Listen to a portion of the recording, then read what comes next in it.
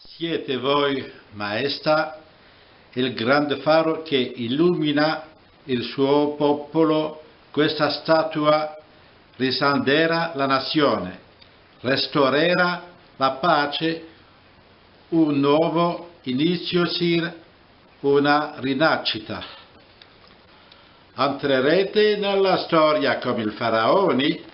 Pensate a tutti i sacrifici che ha fatto il vostro popolo per questa statua. Pensate a vostro figlio che ha perso la fede in voi e ora vedrà che suo padre è il più grande, il più amato fra gli orsi. Maestà, questione di prospettiva, Sir. Da dove siamo noi è impossibile giudicarne l'effetto e poi l'opera non è ancora finita. Aspettate domani all'inaugurazione. Voi, giovane principe, cosa ci fate qui a quest'ora della notte? Io mi ritiro spesso in questa umile torre per studiare il grande libro delle leggi. Occhiambellano ha tante responsabilità. Tocca a me proteggere gli orsi sempre così in giugno dai cattivi esempi degli uomini. Un luogo del vizio? Diavolo! Ma di che genere? Ma andiamo, ma gli orsi farebbero. Principe, ignoro chi vi abbia farcito la testa con questo fruttolo. Vostro padre ha ragione, vi contate troppo gli umani. Vi consiglio di tornare a dormire, e né l'ora né il posto per ragazzi della vostra età. La voce della saggezza non perdetevi per strada. Finché fincola. Bene, occupiamoci dunque di questa malocchi ficanaggio e cercano di transiare i miei piani. Cosa facevi tu agli scocciatori? Oh, lo so bene, non star nemmeno a rispondermi. Mi piacerebbe poterlo fare, credimi, mi piacerebbe davvero, ma gli orsi non uccidono i loro cuccioli. Non temere, Granduca, i poteri occulti sono ormai in mano nostra. Presto mi sbarazzerò da quel balordo di Leonzio. Faites-moi confiance, sire. Rien de tel qu'une petite ascension au ciel pour surmonter le moral. Il faut arrêter de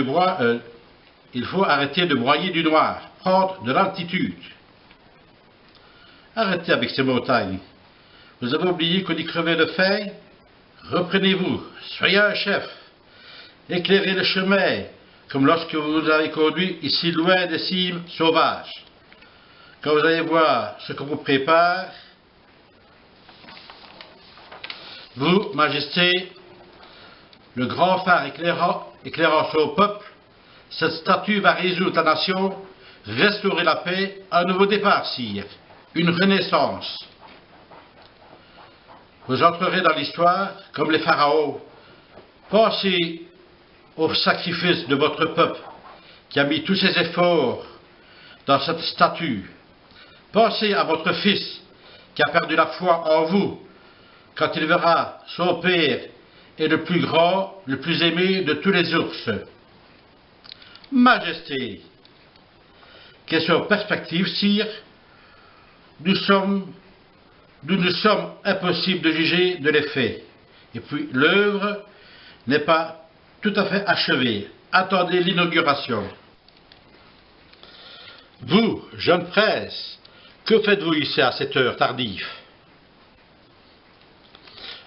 Je m'isole souvent dans cette humble massure pour étudier les livres des lois. La charge de l'État est bien lourde. Et c'est moi qu'il revient de protéger les ours, si naïfs, de l'influence mauvaise des hommes.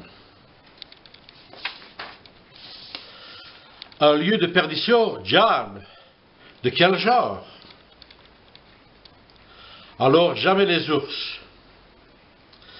J'ignore, prince, qui vous a farci la tête de ces bêtises. Votre père a raison, vous traînez trop avec les humains. Un conseil, rentrez chez vous coucher. Ce n'est ni le lieu, ni l'heure pour des jeunes gens de votre âge. La voie de la sagesse, ne vous perdez pas en route. Fakele, finke, finkere, fankelele, finkere, finkola. Bon, occupons-nous de ces sales petits fouineurs qui viennent contrarier mes plans. Qu'est-ce qui t'en faisait, toi, des fouineurs? Oh, je sais bien, ne te fatigue pas à me répondre, quick. J'aimerais bien pouvoir, crois-moi, mais les ours ne tuent pas leurs petits. Ne t'en fais pas, grand-duc. Les pouvoirs occultes sont désormais entre nos mains. Je vais vous débarrasser de ce lourdeau de Léonce.